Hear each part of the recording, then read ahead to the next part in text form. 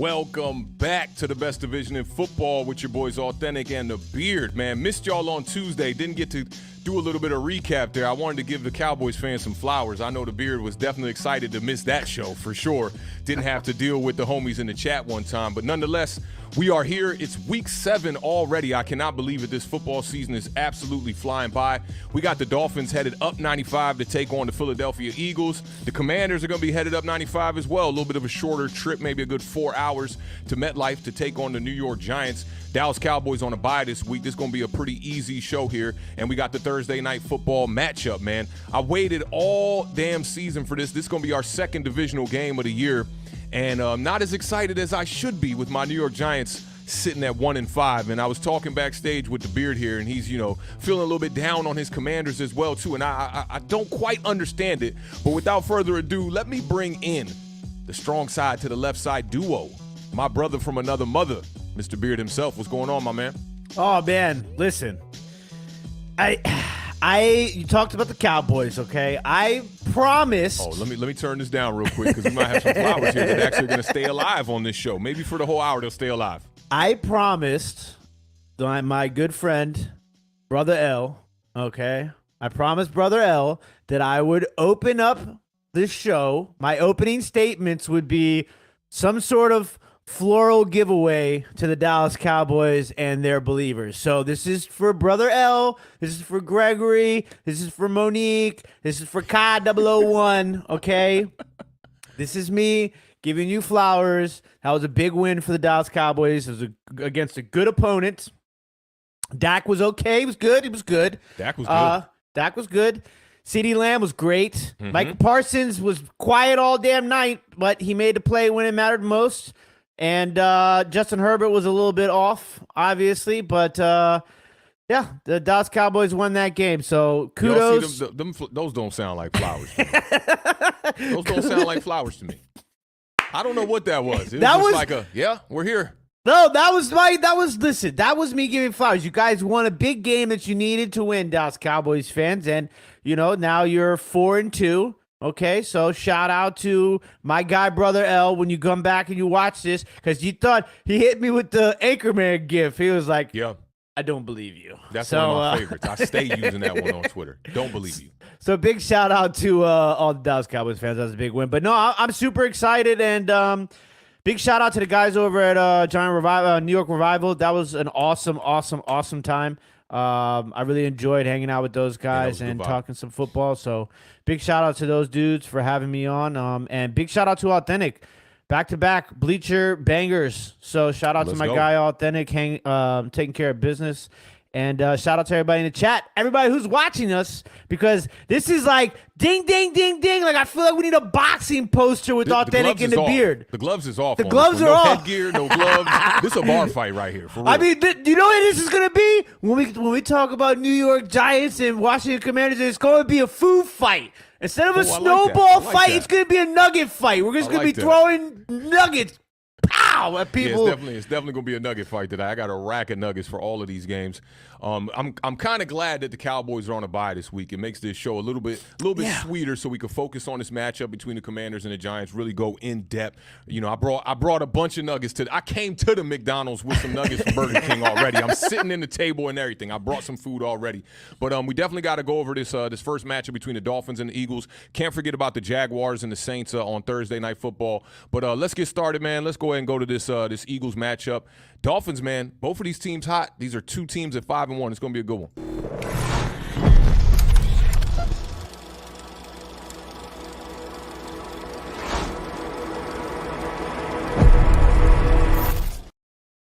All right, man. I'm looking forward to this matchup, man. This is going to be two high potent offenses here going up against each other, man. Miami Dolphins, man. The Beard was sleeping on the Miami Dolphins entering this year. I just got to put that out there. He was definitely sleeping on them, okay? Both teams are at 5-1 here, tied for the best records in the NFL entering Week 7. Kickoff is Sunday night. What a great way to end Sunday. This one's going to be at 8:15 p.m. Last week, the Dolphins beat the Panthers 42-21. The Eagles lost to the Jets, man, surprisingly. I definitely did want to talk about that one a little bit, 20-14. The last meeting between these two teams, surprisingly, the Dolphins beat the Eagles. It was in 2019. They beat them 37-31. Miami leads the series as well, 9-6. They've won the past two matchups as well. These are the top two offenses in the NFL right now. Miami ranks first. They're averaging 498.7 yards per game. The Eagles rank second. They are averaging 395 points per game. That's kind of crazy that number one and number two are over 100 yards apart per game. Really interesting. First game since 2016 to feature the top two offenses in the league by week 7 or later. So this one's definitely going to be an interesting matchup. Miami's 2,992 total yards are the second most by a team through its first 6 games of an NFL season in the history of the league, which is wild as well. This game will also feature 2 top receiving leaders in the league this season. Tyreek Hill has 814 receiving yards already, and A.J. Brown has 672 receiving yards already. With 86 receiving yards, Tyreek Hill will become the first player in 62 whole damn years. I'm talking about as long as your grandfather was out here one time. He can also be the 4th player in NFL history to reach 900 receiving yards through the first 7 games. So a lot on the line for this Miami Dolphins offense. How you feeling about this matchup one time? I know you lean in one way. I think low-key they try to label me an Eagles fan sometimes because of some of the stuff you be saying. But what you think about the matchup? Well, first of all, I mean, Tyreek Hill's going to put up more receiving yards in the first half of the season than 75% of the league's wide receivers will in the entire season. I bet that's more yards than the entire Giants score. I mean, I would no. There's no way, right? He has to have more receiving yards than the entire New York Giants combined. Got you. Easily. But for me, I just these two teams are so similar in certain ways. Obviously, it's not just the numbers of the offenses, being high powered and the points and the yards and. I mean, the Miami Dolphins are like they're on pace to smash the best show on turf. You know what I'm saying? So It's like there's so many different things that these teams can do. What's interesting is that Miami going into this season, one of the things that Miami fans or people who were not necessarily sold on Miami was the running game. They were like, Dalvin Cook's name kept coming up, like Jonathan Taylor in a possible trade kept coming up. So. It was very interesting to see what was going to happen there. And, they didn't make any moves. And obviously, they started the year. Mostert looked great coming out the gate, and then Jeff Wilson was on IR. So, they kind of were using a couple of guys, Salvon Ahmed in the backfield as well. And then they get A-Chain back and from injury, and he just takes the league by storm. The dude is averaging 12 yards a carry. It was ridiculous. It's bonkers. And then he goes down, and this is their first week since his return that they played without him. He's going to be, on the IR for 4 weeks. And Mostert looked fantastic. He did. It was like nothing, no step was left behind when it came to the running game. So, and we know about the Philadelphia Eagles running attack. The Eagles can run the ball. It's one of their strong points over the past couple of years, especially since Jalen Hurts has been the quarterback. And we've seen, the full potential, I believe, of DeAndre Swift finally. And they still managed to mix in the other guys, though. Kenneth Gainwell. You saw a lot of Boston Scott in that Jets game, which was really weird. I think that had a lot to do with why they lost, too. They could not run the ball against that Jets defense, which was surprising because the Jets' run defense was actually pretty bad going into that game. So I think it's going to come down to, who can find the running game clicking best is going to be a big, uptick as far as production goes for the overall offense of these teams, but also defensively is going to be who can force the turnovers, because Tua and Hurts, we know they can both go out there and slang three touchdowns, 250 to 300 to 400 yards, like no problem, right?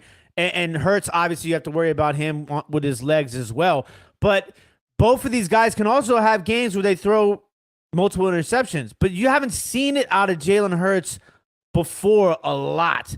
This year, he has 7 interceptions so far this year, I believe, to 7 touchdowns. I think it's more than that, maybe, ain't it? Is it 7? It's 7 interceptions. 7 interceptions to 7 touchdowns. So his stats look a little bit worse than I think he's actually playing. So I think whoever can protect the ball and run the ball is definitely going to be able to come out on top in this game, because I don't think you're going to see some high-flying offense, and it's going to be tough for both of these coaches to not just be a dud. Watch it be a game like like a 13-9. Yeah, 14-11.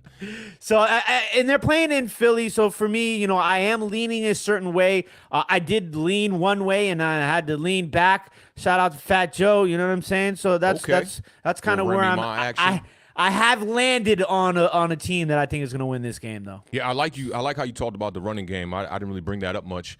Raheem Mostert last week, 3 total touchdowns. So it's almost like people were in panic mode for the Miami Dolphins when we, were entering the season. People were, like you were saying, wanting to trade for Dalvin Cook, wanting to trade for Jonathan Taylor, and they got 3-4 maybe running backs over there. What's the dude's name? What's his name?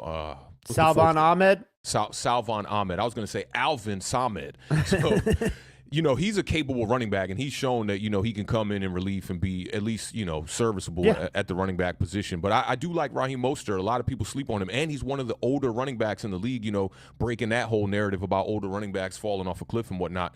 But Tyreek Hill, man, and when you look at these two teams, they both have incredible 1A, 1B wide receiver combinations. Yep. And Tyreek Hill obviously being that guy. He's got a couple of things that he's chasing here. He had 6 catches for 163 yards and a touchdown last week, became the first player ever with 150 or more receiving yards in 4 of his team's first 6 games. He had 11 catches for 186 yards and 3 touchdowns in his last game versus Philly, which was when he played for the Kansas City Chiefs back in 2021. I talked about him leading the NFL with the 814 receiving yards, most by a player in his team's first 6 games of a season in the Super Bowl era. So he's on pace. He talked about this early on the year on Twitter and on one of his streams that he's chasing that 2,000, and I think he's going to get extremely close. Easy. Yeah, I think so. What's his name from the Vikings? Justin Jefferson was close last year. I think he had like 17 or 1,800 last year. And then you got Jalen Waddle as the 1B over there, which makes things even more interesting.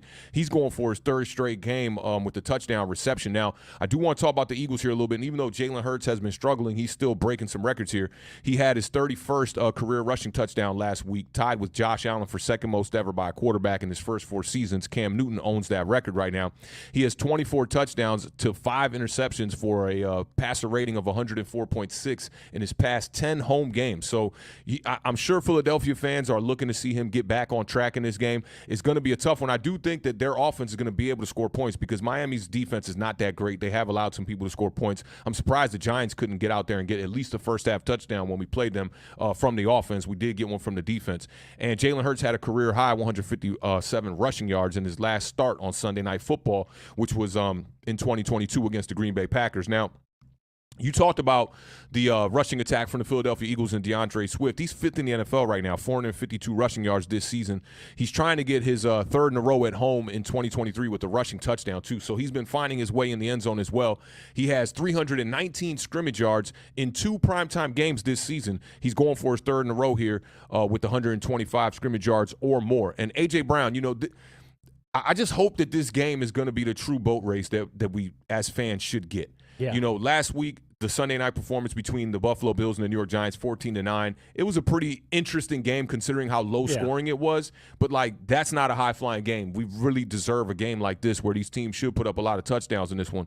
And A.J. Brown, 7 catches for a team-high 131 receiving yards in Week 6, and he became the 5th player since 2000 with 125 yards or more in 4 straight games. So him and Tyreek Hill, they're just neck and neck going for records right now. I got to go back to one of my homies. It was my little homie Nate who said that Tyreek Hill, when he got traded over to the Philadelphia Eagles, that he wasn't elite. So it's really nothing to worry about. A.J. Brown, sorry about that. A.J. Brown saying that he wasn't elite. And now the proof is in the numbers. Obviously, he's got 14 games with 125 or more receiving yards since 2019. It's the 4th most in the NFL right now, and he ranks 2nd in the NFL with 672 receiving yards right now. And then they got their own 1B, right? And I think the edge goes to the Philadelphia Eagles a little bit here, just a little bit, because tough. I do think Tyreek Hill is the best of the bunch, right? Of all 4 of these wide receivers for both teams, 1A, 1B, I think Tyreek Hill's the guy. But if I'm taking between Devonta Smith, and it's funny, they both went to the same college. They played on the same exact team. Right, and then you got 2 over there. It's craziness, right?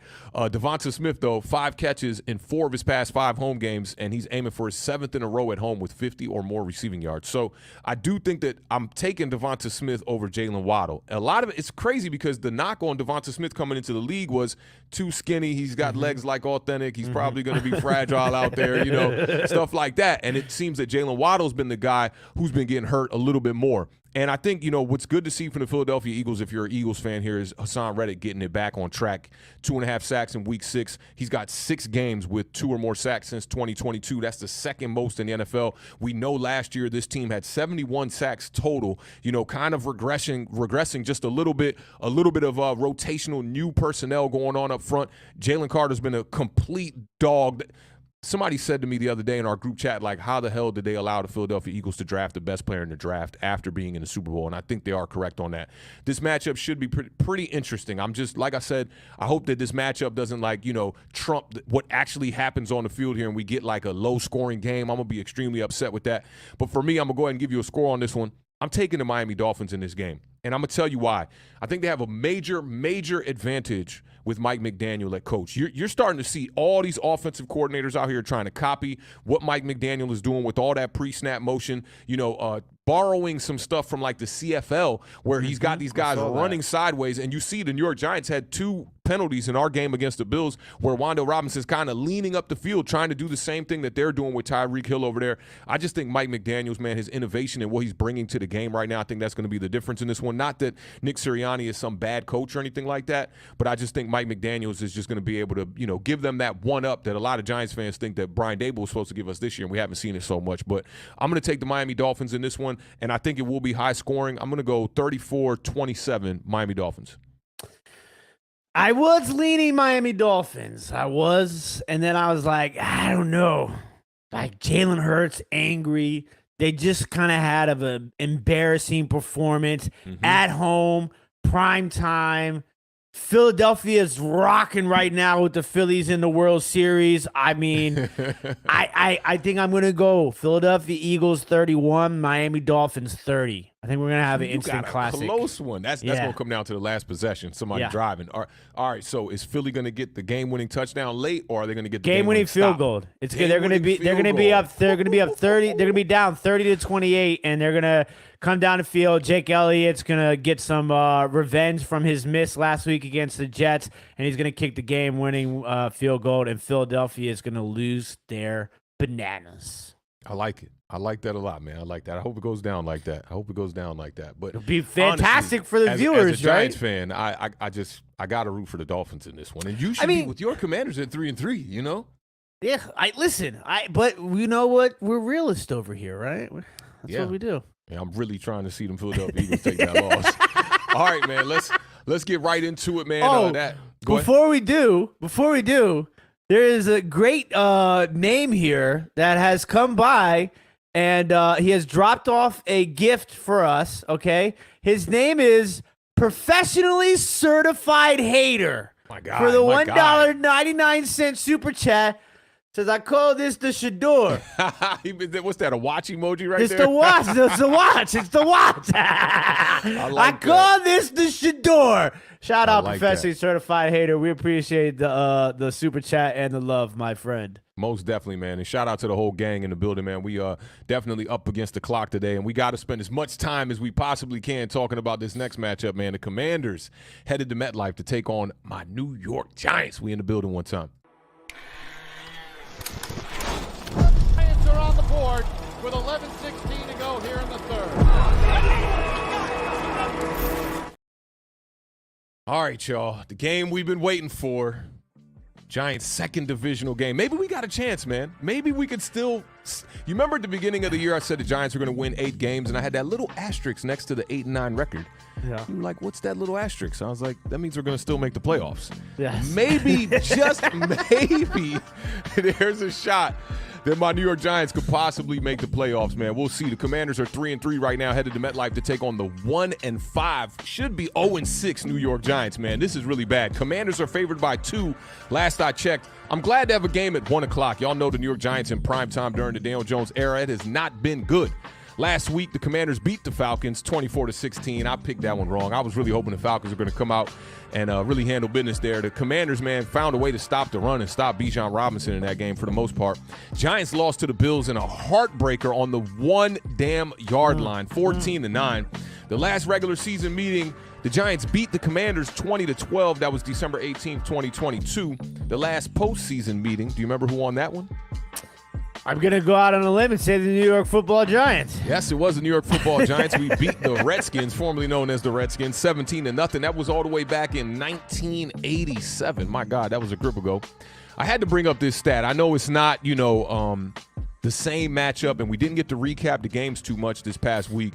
And I posted this to my Twitter, and it got a lot of traction. A lot of people were just completely floored by this statistic. You know me, I'll be trying to dig up for them crazy stats that this year have not, yielded too favorable for my New York Giants. You might have seen this one if you were paying attention to Twitter. I think I did. If it's the one I hope you're going to say, the one it's I a Bills posted. one. I don't think you want to hope for this one. At least I don't. This one was really bad.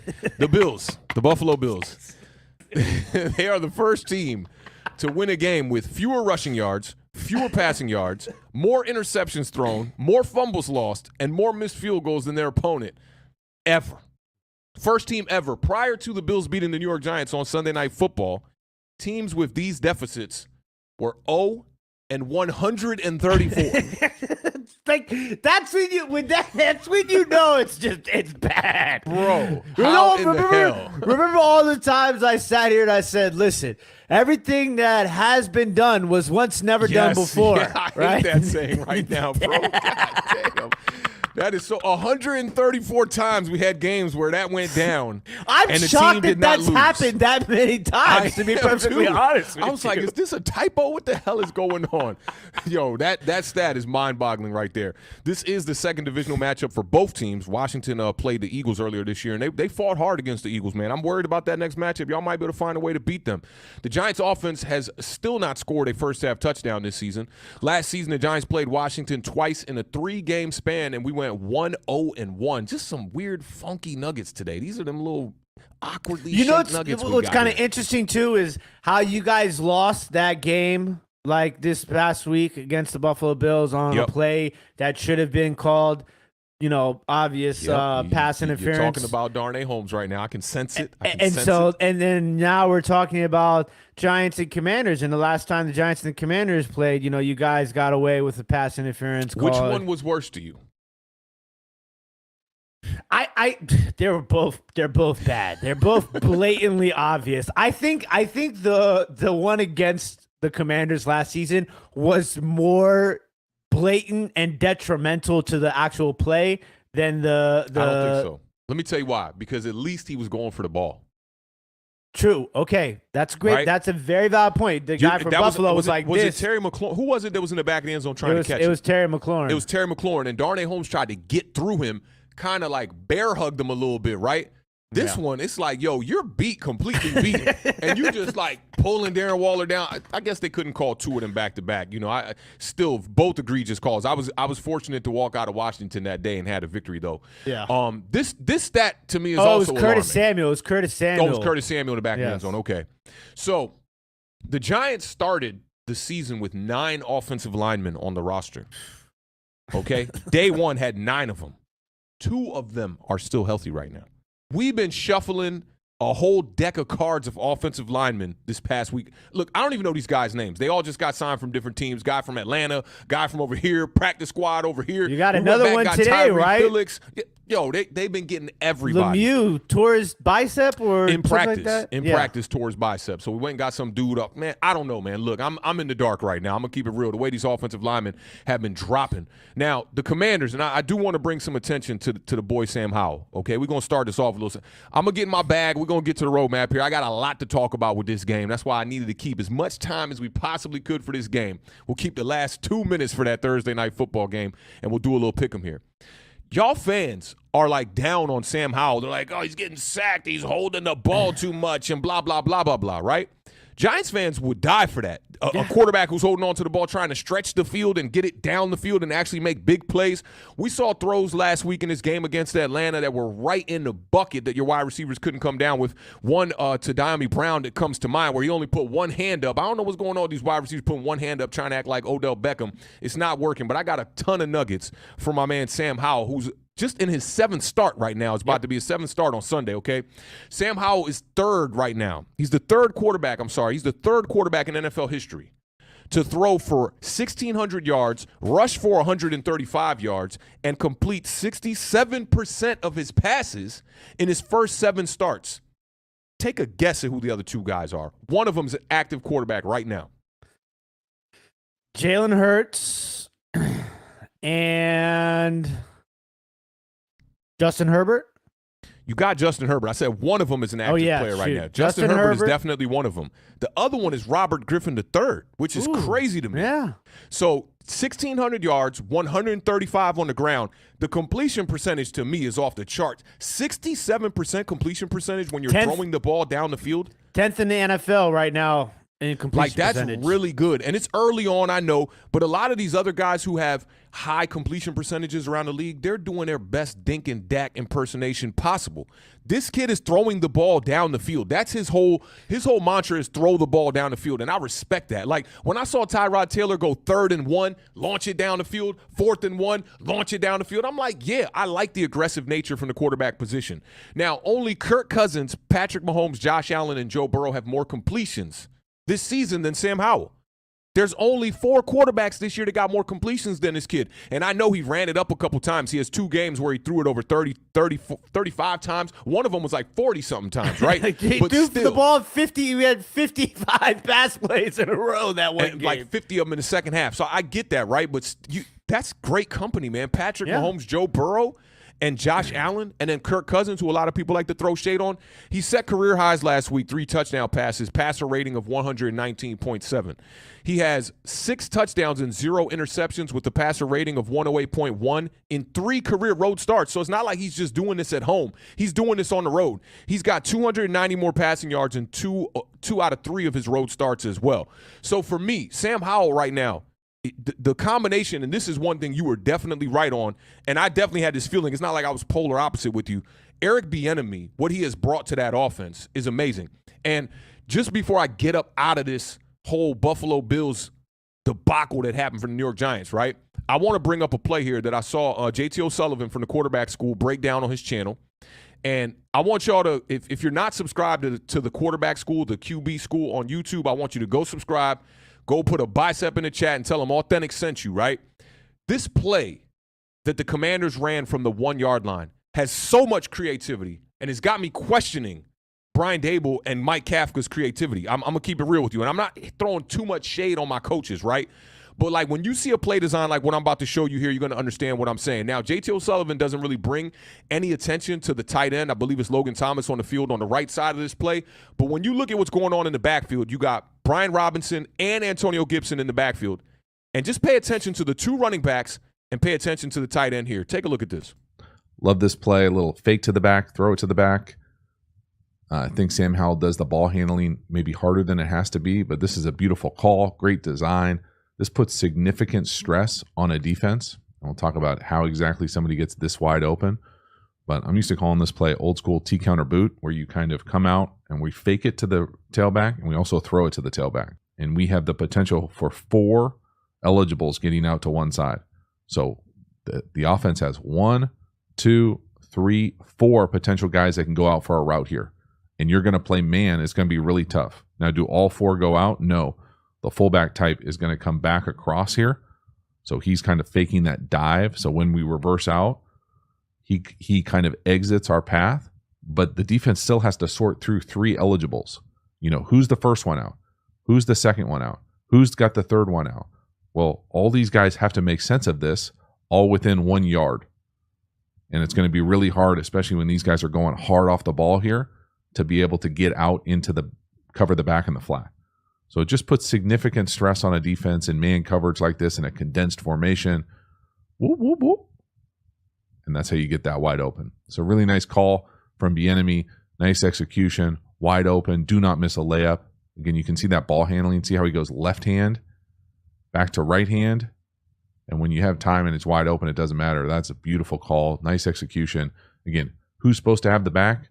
Good luck sorting that out. One of those backer types. Got to get through multiple picks. Love it. Now, Good luck sorting that out. that kind of play, right, to me is what Brian Dable and Mike Kafka should have ran on the one against the Bills, right? Because you fake the counter to Brian Robinson. You think them linebackers are not going to shift down on Brian Robinson from the 1 yard line? It's the same exact thing with Saquon, right? When we ran the play from the 1 yard line before the half, and yeah, you can look at what Tyrod Taylor did and say, yeah, that's an egregious mistake, right? But even just the play design is just trash. It's literally just a quick handoff to Saquon right up the gut, everybody blocking straight forward. No creativity. You look at this one, they got Brian Robinson on a counter that goes weak side, so it flows everything back to the quarterback's left, play action, wide open in the end zone. And the reason why I said focus on the tight end is because he could have thrown the jump ball. The jump ball that we threw to Darren Waller, if you look at Tyrod Taylor's feet on that play, the whole design was just garbage.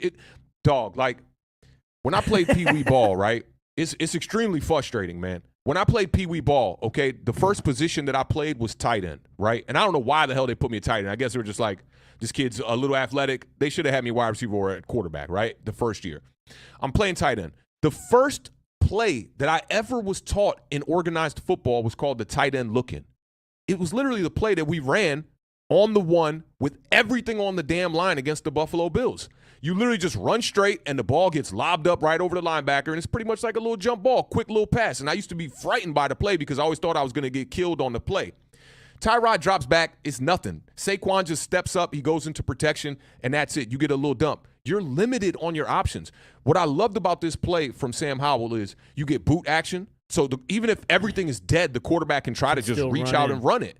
You get the weak counter with Brian Robinson that's going to get the defense flowing to the opposite side. And then you get the fake handoff to Antonio Gibson, who immediately leaks out in the flat, wide open for an easy touchdown. That's how you put your players in the best position to win. And those are the little – see, as I learn as a football fan, I like to share things like that because – it's just eye-opening for me. I'm like, look, if you see that play live, right, you just go, oh, somebody blew coverage, easy touchdown. When you really break down the nuances of it, you get to see why a guy like Antonio Gibson is that open. And Brian Robinson, he's been seeing success on the ground, man. Like, I really like the style of the dual-headed running back core that y'all have over there because Gibson can catch the ball. Brian Robinson is showing you that he can catch the ball as well. He's got 50 scrimmage yards in 12 of his past 13 games right now. He has 218 scrimmage yards in 2 career games versus the New York Giants, 109 per game. So he's showing you can use him in both assets, in the pass attack and on the ground.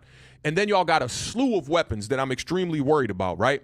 And as I talk about this, I want to bring this up to you and see how you feeling about this. Let me make sure I got this this one uploaded as well. Yeah, so I didn't upload it. Let me just put it up here right now. Brian Robinson last week, too, on that screen pass he caught for the touchdown. It was kind of like a makeshift screen. I really still don't think it was even a called screen pass, but he caught that one and he had a full head of steam. There was no stopping him. He was going to get in for that touchdown. He trucked a couple of people along the way, but it's really fascinating what Eric Bieniemy has brought. And I think that because I was so entrenched in the staleness of that Scott Turner offense for the last couple of years, and I was every single week on this show. God, I hate Scott Turner. Yeah, totally. And it's just you see that it's Taylor night Heineke. and day. Yeah, you're not a Taylor Heineke fan. Cool. No, that's the other thing I think that really makes this offense go is Sam Howell. And I want you to keep this question in mind, and y'all in the chat too, because for me, right, I'm gonna give you 2 examples of this because I got to give one for the Giants. But for the Commanders, right, it's the running backs.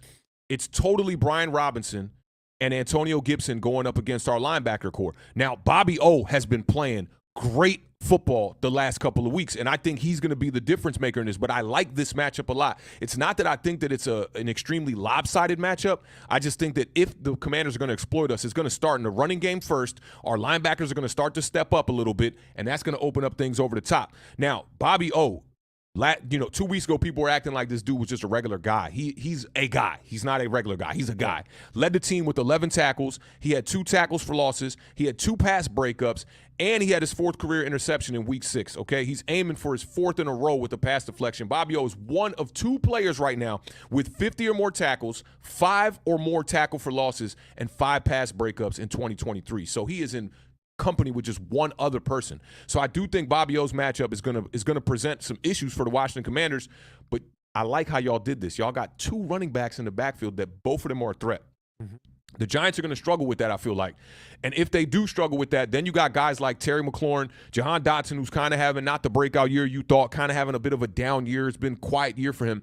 But Terry McLaurin's still doing his thing. Now, Terry McLaurin, and we talked about this a lot last year, and when I saw this stat today, this nugget, it really was eye-opening for me as well. He has 1,807 yards receiving against NFC East opponents. Since making his NFL debut in 2019, that's the most of any player in that span.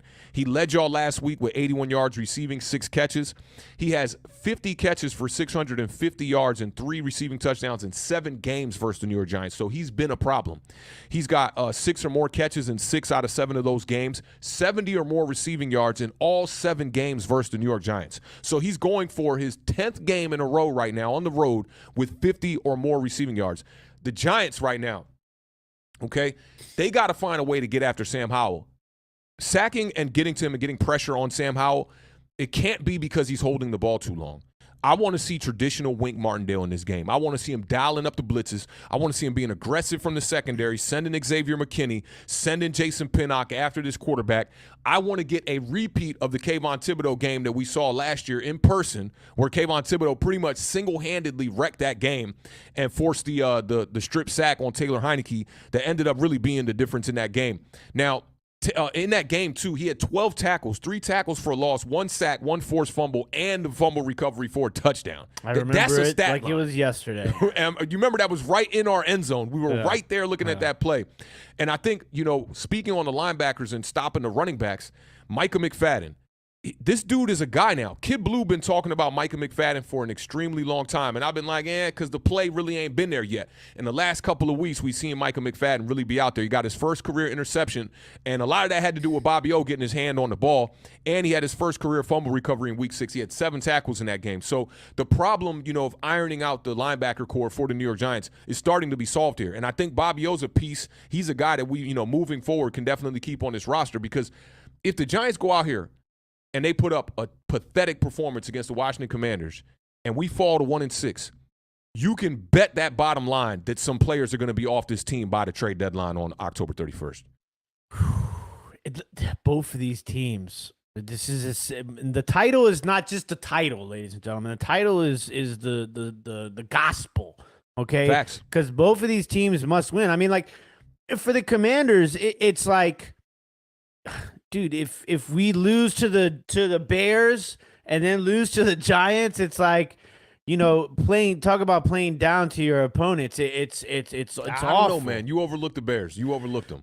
I did. Listen, I also said that night over and over again, don't take the Bears lightly. Yeah, but I'm saying you're overlooking them because you saying that you play down to the competition. I think they're right in your league, especially when they're healthy, because of the matchups. You got to look at how the matchups present for the Washington Commanders. Your pass defense struggles. Where does the Bears offense struggle? Passing the ball. So when you add that to Justin Fields, Khalil Herbert, all these guys with what they can do with their legs, and then you give them a little inkling of a passing attack, that's why I thought that matchup was going to be tough for y'all. Yeah, so and speaking of matchups, for me, I will tell you the 2 that I'm probably most worried about for the Giants, as a Commanders fan, is going to be Darren Waller against our linebacking core. I feel like the middle of the field is going to be a field day, literally, for Darren Waller. Like, that's the place that I'm most concerned about. You have trauma from the Buffalo Bills game. I've trauma from every game. I feel like since Ron Rivera's been here, the middle of the field is just, we've been dominated by tight ends. Pitts and what's his name do?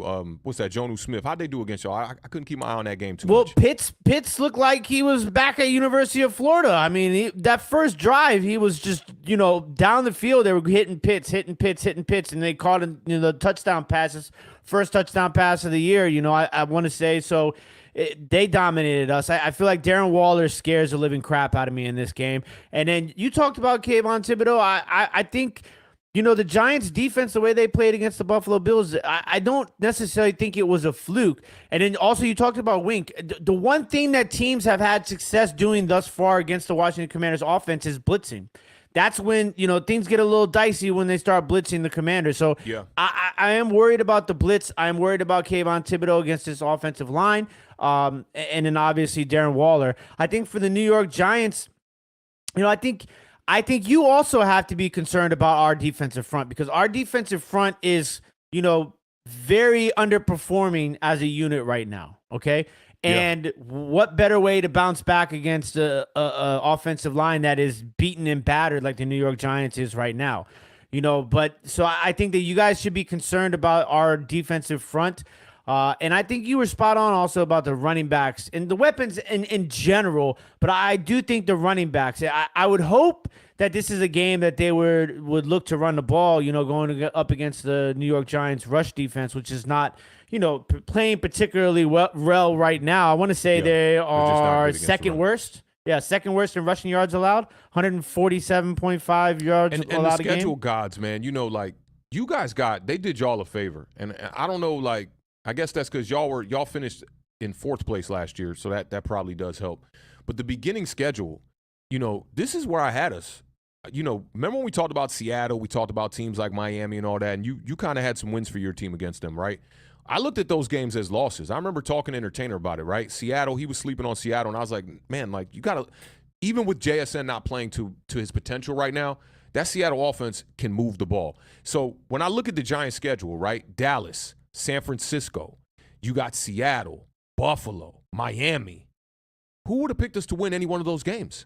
Yeah, no, you're 100% right. I mean, I think we're right where you're right where I think I had you guys. I think I either had you guys at 1-5 or 2-4 to start the season. I think you had us at 2-4 because I was higher on teams like Seattle and Miami being at least better than most of the teams in the NFC East, right? Yeah, and then I had us at 4-2, and we're at 3-3 right now. Yeah, so you guys have came out on top, pretty decent here. You got games against Denver, and I know people thought that Denver was going to bounce back. I thought Denver was going to be a much tougher game. I mean, it was a tough game for us. But do y'all have any unexpected losses? I'm trying to think of y'all losses because the Bears game. The Bears game is the unexpected loss. So at 4-2, you would have had you beaten. You would have had you beaten who? I'm just curious. Denver, Arizona, Chicago, and Atlanta, and losing to Buffalo and Philly. Yeah, see, that makes sense. Any realistic fan, that's how they would look at it. Denver being the toss-up game, I think, for y'all. But for us, it's like we had to get, I won't say lucky, but you just had to be a bit optimistic, thinking that maybe we could catch the Dallas Cowboys week 1 slipping, Mike McCarthy going to calling plays, and maybe the Giants could win that game. So at best, I had us at 2-4 right here. We're sitting at 1-5. It is what it is. Maybe the New York Giants aren't as bad of a ball club as we think they are thus far, right?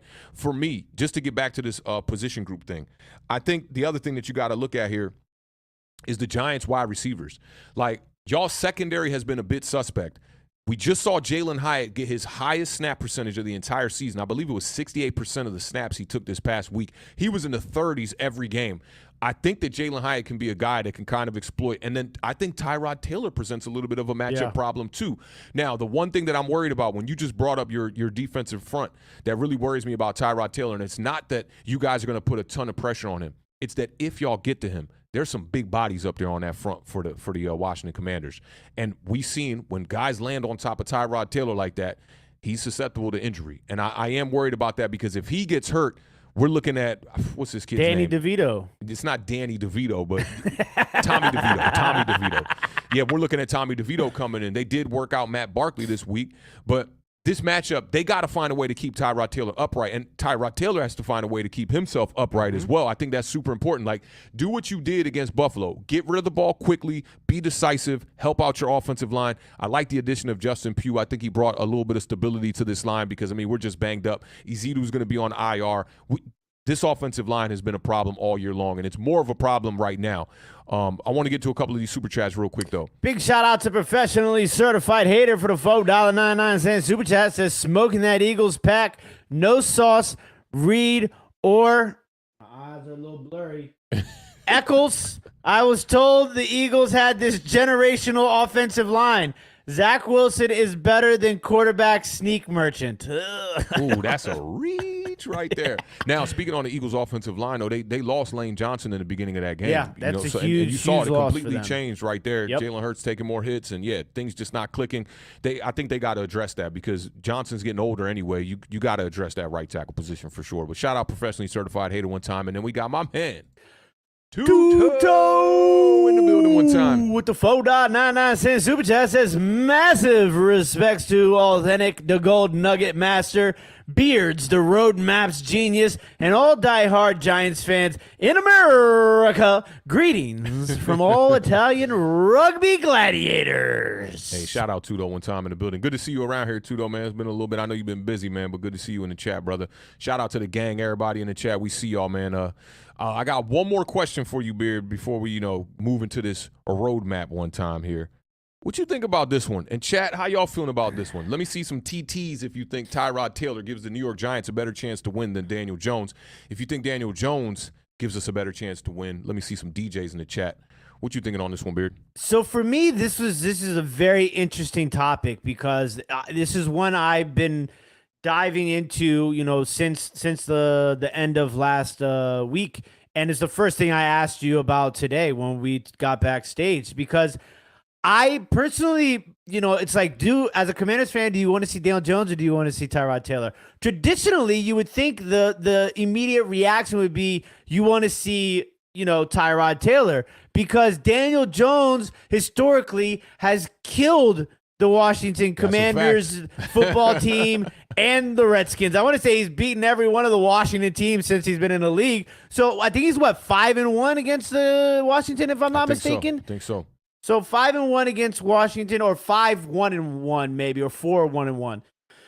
So in my back of my mind, I'm like, yeah, I want to see Tyrod Taylor. But then I'm like, damn, I don't know if I want to see Tyrod Taylor because I feel like this particular version of Daniel Jones is probably the worst version of Daniel Jones that the Commanders could have possibly faced so far in Daniel Jones' career as a New York Giants quarterback. So I'm like, I think I would have rather have seen broken down Daniel Jones right now than Tyrod Taylor. Tyrod Taylor, I think, scares me a little bit. I think he's a lot more difficult to take down in the backfield than Daniel Jones would have been right now at this current stage of the season. So I think that the New York Giants have a better chance of beating the Washington Commanders right now today with this version of Tyrod Taylor and this version of New York Giants offense as opposed to this version of Daniel Jones in this version of the New York Giants offense.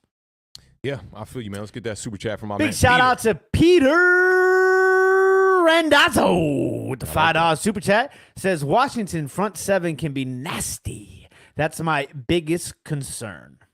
Big time, man. Completely they got 4 understandable. first rounders on that. What's up with what's his name? Did get hurt? Took out the game. Montez Sweat. He's good to go. Not Sweat. I thought I saw Deron Payne got hurt last week. Him and Sweat both, I believe, were questionable, but I think Montez Sweat definitely was. I know Montez Sweat was a full participant today. Payne, I believe, was also a full participant today, so we should be good to go. Let's hope that's trending in the other direction. Shout out my man Peter though, man. I hope you're feeling a little bit better today, bro. So for me, yeah, right now in this current situation, right, it's Tyrod Taylor. Now, and I'll tell you why. It's because the offensive line is so banged up. Yeah. Like, Daniel Jones is a different quarterback when he has Andrew Thomas in the game. And somebody brought this to my attention, not that I really needed to be brought to my attention, but it was a good point they brought up. When Daniel Jones is in the game with Tyrod Taylor, he's much more committed to the pocket. When he's not in the game, he's bailing early on pockets and, just skedaddling way too fast trying to get out of there and seeing ghosts and blind pressure and pressure that really just doesn't exist. So for me, I think Tyrod Taylor is just more composed. He's capitalizing on this opportunity, too. That's another thing I'm noticing. He's a guy who sat back, prepared, waited for his opportunity, and now he's trying to capitalize on that. And he's not afraid to take the shots either. I was going to say, yeah. I think a lot of people forgot how good of a ball Tyrod can throw, especially on those deep balls. Seeing what everybody said in Buffalo, though, he was known as a dink and dunk type of quarterback. And when you look at the ADOT from the last game, it was extremely low. Yards per attempt extremely low as well. So, but I like what he did. He took the 4 big shots. He completed 2 of them. If the phantom, ineligible man downfield was not called, you got another one. You would have been, 3 for 6. That was a terrible call. The referees were really battling the New York Giants in that game on Sunday Night Football. So, yeah, I mean, I think it's Tyrod Taylor for sure right now. We'll see. Justin Pennock did bring up a good point to me in one of the conversations we were having on Twitter. He was saying, it's 1 game sample size. So if he continues to play the way we saw him play on Sunday, minus the red zone, the Giants were 0 for 5 in the red zone. You got to find a way to be better there. But if he continues to play that way, being decisive, getting rid of the ball fast, finding ways to escape and do all those things, then, yeah, Tyrod's definitely going to be the better man for the job right now. And, I mean, not to get too deep into this, but one guy's getting paid $40 million. The other one's getting paid $5 million. There's just something that just does not sit well with me about that. And I'm not a Daniel Jones hater, as like people like to say on Twitter and stuff like that. Like, I want to see the kid do well. I want to see him get healthy first. But it's just that as a person who really wanted a bridge quarterback in the offseason, it just does not sit well with me. And, you're paying a guy $35 million more a year, and we're sitting here arguing over if he's better than the backup that they're paying $5 million a year. It's unacceptable is what it is. Just call it what it is. It's unacceptable. It really is. And I know we could make up excuses that go all the way down North Capitol, right? Like the offensive line has been completely just decimated, and they weren't even that good to begin with. Joe Shane did not address the offensive line in the proper fashion, went out there, drafted a bunch of dudes in the past 2 years, hoping these guys would develop. And I don't think you can do that with a quarterback that you also were hoping would develop and make that leap, and you pretty much signed a guy to a big $160 million contract, and he really doesn't have a great resume so far. So I think they gave Daniel Jones this money off potential. We don't know if it's John Mara or not, but I just think right now, man, it's like the way the cards are being dealt out here. This is not a good look for Daniel Jones. And shout out to Hefe, who really got me today with this video he released where he overdubbed a interview from Daniel Jones in the locker room.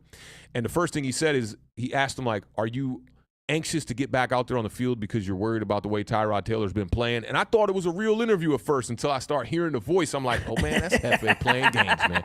But shout out to El Hefe, man. Make sure y'all go subscribe to New York Revival. The Beard was on their channel just the other day. Are you ready for this roadmap, brother? Yeah, let's do it. Let's buckle up.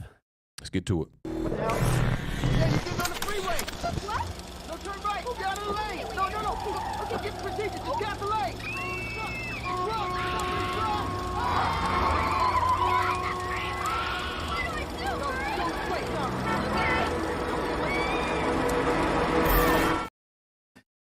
Ladies and gentlemen, get your easy passes ready, because we are headed up to not quite New York, but right on the edge. We're going to Jersey. Don't even do that, bro. Don't even do that. We're going to Jersey. And I got a roadmap that's going to get us there and hopefully get us back home with a victory to Washington, D.C. We are going to start it off with RTDP. Okay, we got to find a way to run the damn ball. Okay, we talked about the New York Giants rushing defense. They are pretty bad in the National Football League. Second worst, giving up that 147.5 I mentioned earlier. I would like to see the Washington Commanders get 120 yards total rushing in this game. Not too bad. And speaking of rushing, that'll be an improvement for the New York Giants rush defense. It'll be an improvement for the Washington Commanders rush offense. Up next, speaking of rushing, listen, Saquon Barkley's going to be back. He's been known to be pretty, good against Washington Commanders. Let me just take you back. Let's take a little pit stop here at this rest stop here real quick. Pit stop. Do you remember when Saquon Barkley, Kid Blue and the Hub were talking about this last night, when he had 14 carries for 175 yards pretty much in the first half against you and Mark Sanchez at quarterback? I do. That was a fantastic game. I do. So trust me. That was the one game, though, that he really went off. All the other games were a combination of the receiving Saquon that has been killing the Washington Commanders historically. I want to see us hold the New York Football Giants to under 100 yards rushing in this game. Now, Washington is 10th worst in rushing yards allowed. We're allowing 129 yards per game, but the problem is obviously the New York Giants rushing offense is not too good in its own right. So we're going to have to hold them below 100 yards rushing. Up next. This ain't no Matt Breida, okay? This is Saquon Barkley. It is Saquon Barkley, but we also we found a way to hold Bijan last week. We're going to see a repeat performance against This ain't Saquon. no Bijan Robinson, man. This is Saquon Barkley. I want to hold the New York Giants. I'm going to give the New York Giants a touchdown in the first half. I'm going to give you guys that, but we are going to hold you guys to 13 or less points in this contest, okay? The New York Giants, obviously the worst scoring offense in the National Football League. They are only averaging 11.8 points per a game. Okay? It's you know what's pretty crazy is if you take away that Cardinals game, we're averaging like 6 points a game. Yeah, well, bad. listen, you guys are going up against the Washington Commanders. We are allowing the third most points per game in the National Football League. We are allowing opponents to score 29.3. Yo, watch us go crazy, like 3 passing touchdowns. I would not be shocked. I would not be shocked. I have had nightmares of watching Jalen Hyatt just run past our secondary for a 60-yard touchdown catch, okay? So I've seen it. Now, red zone. You talked about how bad you guys were in the red zone against the Buffalo Bills. What was it? Yes. 0 for 5? 5, yes. Okay. 0 for 5. Now, you guys are third worst in the National Football League in the red zone. Chill, man. Third chill. worst, okay? 31.3% in the red zone. You guys are going up against Washington. Washington is the 10th best red zone defense in the National Football League. We're only allowing 47.6%. Now, Washington's red zone offense, you showed that play. Better than the 0% we got last week against the Bills, right? Very much so. You saw that red zone play that Awthentik showed earlier. That is one of the reasons why Washington has the 7th best red zone offense in the National Football League. I'm so jealous of y'all for that play. I'm very jealous. 61.9% in the red zone offensively. New York Giants defensively in the red zone, 10th worst in the National Football League, allowing 61.9% in the red zone. So I want us to hold New York Giants in the red zone to 0% in the red zone is what I want us to do, and I want us to go 100% in the red zone. That's asking for the Washington Commanders. That's asking for a lot. But listen. This is what has to happen in order to win the game. Okay. So wait a minute. All right, you're driving too damn fast. Slow down. Listen, we got to get there, man. Okay? Game's starting. So we're gonna get a first half touchdown, right? Yes. But it's not gonna be in the red zone. Nope. I don't like the way that adds up. It's gonna be that Jalen Hyatt thing I've been having nightmares about. Touchdown, however I can get him. Nightmares. Yo, I watched Friday the 13th just the other night. My girl had never seen it. Disgusting ending to that movie. I don't know if y'all know about the first Friday the 13th. Jason's mom head cut. It was, bro. Movies aren't gory like that no more. This was a whole different level of gore, bro. I'm talking about like straight decapitation. Disgusting. Nightmares reminded me of that. Okay, I got 2 more for you. Win the turnover battle. But this is one thing that both these teams are actually not as bad as I thought. When I went to go look this stat up, I was expecting both these teams to be like bottom 2. But it's actually not that bad. You know, Washington Commanders are -2 in turnover differential. New York Giants -3 in turnover differential. Yeah, I think that's going to be just the last 2 weeks. I think that's going to be a big reason to who wins and who loses this game. And then last but certainly not least, before you shift from the takeaways, that number for the Giants is a little bit sketchy. Don't forget, we went 4 weeks without a takeaway on defense. We were the last team in the NFL to get a takeaway. Finally got 3, I believe, against the Miami Dolphins, and then 2 against the Buffalo Bills. Which was, I think that's why I was so surprised at that stat. And then obviously, you know, Commanders had a -5 or -6 game against the Buffalo Bills. Buffalo Bills, yeah. You know, but then obviously we had 3 turnovers forced in this last game. But still, even with those games where we've each had one, you guys had, you know, back-to-back against Miami and Buffalo. But you would think that those numbers differential would be a lot higher, especially with Daniel Jones, having Chill, 6 interceptions. chill.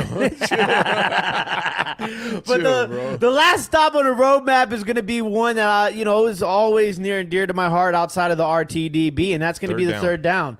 Third down conversion percentage is going to be very key. I need Washington to hold Dallas. Excuse me. I'm already thinking ahead. Hold the New York Giants under 50%, and I'm going to need the Washington Commanders to convert over 50% on third downs. And that's going to be the roadmap to victory for the Washington Commanders. I like it. Giants we had 19 third downs in that game on Sunday Night Football. Yeah. How many think we got? Oh, I think it was 2? 10. 10. Okay, Over but you guys 50%. held Buffalo to only 2 third down conversions. Can't Is remember that what that was? I can't remember what we held Buffalo to. I just remember that number jumped out. I'm like, damn, they had 19 third downs. I heard that on Yeah, you guys Carl had Banks like podcast. 20 first downs in that game. That one blew my mind. I was like, Going back to that game, there was so much mismanagement in that game. They went for it on fourth down on their own 38-yard line at the end of the game, but then you don't go for it on 4th and inches down by 2 points in the fourth quarter to try to really get a good lead there. Instead, you kick the field goal. The Day Balls nickname, we got to revoke that. What is it called when you get your balls revoked? shriveled. Nah, not shriveled, man. Like when you can't have babies no more as a man. Vasectomy? Oh, it's vasectomy. Vasectomy. Yeah. Yeah. Brian Your Dable tube's just tied. had a vasectomy because he was scared. He was frightened of his former. You guys held Bills team. Buffalo 6-12 on third down in that game. So 50%. Both teams at 50 or over. Not too bad. So go ahead and give me a score, man. What you thinking about this? I know you're picking your squad. I know you'd be a fool not to. Yeah, of course. I think I picked one score on the New York Revival, but I think I might increase it a little bit. Damn. I'm going to go 24-13 Washington Commanders. I look at the way that both of these teams played the Buffalo Bills, and it means something to me because my team is so bad. Okay? 14-9 for us, 33-3 for y'all. Y'all didn't score until the last 40 seconds. Great point. I'm going to go ahead and go with my New York Giants. This was a game on the schedule that I said we were going to win, right? I didn't know that we were not going to have Andrew Thomas or Daniel Jones in this game or the rest of the linemen, all 50% of them, and now we got 2-3 guys healthy here. I'm going to take the Giants. I don't think that with Tyrod Taylor at the quarterback position, they can go another game without scoring a touchdown. I just don't think that's possible. I want to say it's 13 straight quarters now that the Giants have not scored a touchdown on offense. We got to break these streaks, man. We're on the wrong side of history here. I'm going to take the New York Giants. Fairly low scoring. I'm going to say it's going to be 20-13. That was what I picked, I believe, on the Revival. Let me adjust it. I don't like that. I don't want anything For to align with Washington, what you're though. doing here. I don't You're like picking this. it for the Giants. I'm going to go 20-16 New York Giants. So is that like, what is that? Like 3 field goals and a touchdown for Washington? There you go. Or are we dropping the ball Gold here? star for the beard. Gold star for the beard? Gold star for the beard. We don't want gold stars. We want W's. 2 touchdowns, 2 field goals for the Giants. I wish we were going to this game, but next one we'll be up there for sure. Oh, So- Bobby and Justin are coming down for that game. Nah, they're going up for this game. Are they? I thought Yes. I must You have were saying that on the misinterpreted show, that. and I was like, yeah, he tripping. I was like, they're coming down to Washington for this game. Like, you can find us. Why would they talk about coming down to Washington week 7 right now? They're going up. They're going I up for did the not put any of that together. That Yeah. went all over my head. I They was say just I'm, so hyped. left side, strong side, smart side. Nah, I'm just playing with you. All right, man. Let's get off into this last one. We'll do a quick little pick 'em for this Thursday night football game, and then we'll get everybody up out of here.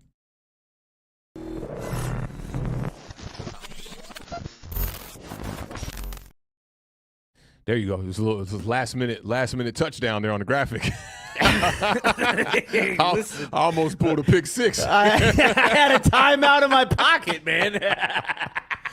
All right, man. Do you know who's favored in this game? I would imagine it's the Jaguars. Is Trevor Nope. Lawrence playing tonight? Nope. The Saints are favored. New probably why Orleans the Saints Saints are are favored by 2.5 points. The over-under is 40.5. According to pregame warm-ups, Trevor Lawrence is good to go. Oh, he and he is dapped good up to the go. trainers. He gave everybody a nice little sunshine smile from the Remember the Titans and Nah, went this off is into more of the a locker varsity room. blues situation. Like, you put that needle in his leg, you better find yourself another quarterback. That's just one of them joints right here. All right. That's what this was. He got a nice little shot, little cortisone, he good to go. Do you know what we need? You know what we need? We need a need? good compilation video of all of our favorite football moments from all of our favorite football movies like and that. put it all I like together that. as one. I tried to watch another one the other day that I had never seen. It was from 1980. It had Tom Cruise in it. You ever Tom seen that one? Cruise in a football movie? Listen, man, this joint was kind of wild. Yeah, Tom Cruise, right? And he was like, Was that straight to VHS? look, like the joint had Michael J. Fox's mom from Back to the Future in it as the love interest. I forget the name. You of it. sure you weren't watching Top Gun and it was No, like 100%, they were playing 100%. volleyball? Dog, like, look, I be looking up these football movies because I be trying to see what I missed. Tom Cruise in a football movie. What Yeah. position did he play? That's what I He need was to know. wearing number 55, and look, the movie got so damn boring. I just like turned it off, yo. It was so damn boring, bro. I'm Like, gonna find out. but let me tell you what was so wild is like Michael J. Fox's mom was getting naked in the joint. I was like, man, come on, dog. Like, what's going on here, dog? Like, so I turned the joint off. But he was wearing like All number the right 55. moves. All the right moves. There you go. 1983. There you go. 1983. Yeah. That joint, yeah. That had me like, this is a bad football movie. It definitely was a far cry from Varsity Blues. Remember the Titans, you know. Friday the Night program, Lights. Friday night. It was a far cry Rudy. from those. Necessary Roughness. You know what I'm saying? That's a good one too. It's a real good one right there, man. I like the story of Necessary Roughness. But Trevor Lawrence playing in this one. I'm going upset, man. I'm taking the Saints in this one. I knew think you they'll would win do by it. 3 points. It's man. not an upset. They're favored by They're- 2.5. They are favored, which doesn't. The home, yeah, I guess because they're playing at home, you got to give them that. So it's kind of like a pick 'em. I'm going Saints. They'll win by 3. Give me like 27-24 Saints. Travis Etienne goes absolutely bananas in this game. 3 touchdowns from Travis Etienne tonight. I'm Ooh, calling it okay. right now. 3 total touchdowns from Travis Etienne tonight. Give me the Jacksonville Jaguars. I'm going to go 28-16 Jacksonville Jaguars. Make sure when you're watching the game tonight, y'all turn that Prime Vision on. All you got to do is click the broadcast. It is amazing for the people who like the X's and O's. Again, man, big shout out to all of y'all, man, for pulling up, tuning into this edition preview show, man. The first of 2 for the New York Giants versus the Washington Commanders. We didn't talk about it, so I'm going to save it for the next game, okay? Big shout out to our guy, Chris Peace. He must be working tonight because I haven't seen him in the chat. Facts. He did, apparently the Giants Nation is all well aware already of this shirt in its existence because it was brought up to me on the Revival show. Oh, nice. So we're going to talk about that. We'll talk about Are you it going in to wear the shirt if y'all lose? Not this one. We're going to do it next week. come on. Next game. Come on. Come on. I didn't even show the shirt off or anything. Come on. You wear it on the next show, and that's how you're going to show it off. You sure? Well, then, okay. Well, Think about it. I'll give you till parlay to give me an answer. there you go. I'll give you All that. right? You like that? Give you enough I time? like All right, y'all, man. Enjoy y'all football tonight. Best of luck with y'all fantasy. If you got any players involved in tonight's game, definitely appreciate all y'all pulling up. Y'all know how we end every podcast over here, man. Keep raising that bar. Keep living those dreams because the universe flows in Technicolor and surround sound. Rest in peace to the podcast GOAT, Mr. Combat Jack himself. And y'all be good, man. It's going to be a good one. I cannot wait until Sunday. Finally, the New York Giants have a game at 1 p.m., and it's against my buddy's team. We're going to take care of business. We definitely going to take care of business. It's going to be a sad Tuesday recap show for the Beard and a great victory Monday on the Giant Overreaction. Make sure y'all turn up and tune in 1 p.m. Eastern Standard Time. All right, y'all. Be good. Enjoy this game tonight. Peace.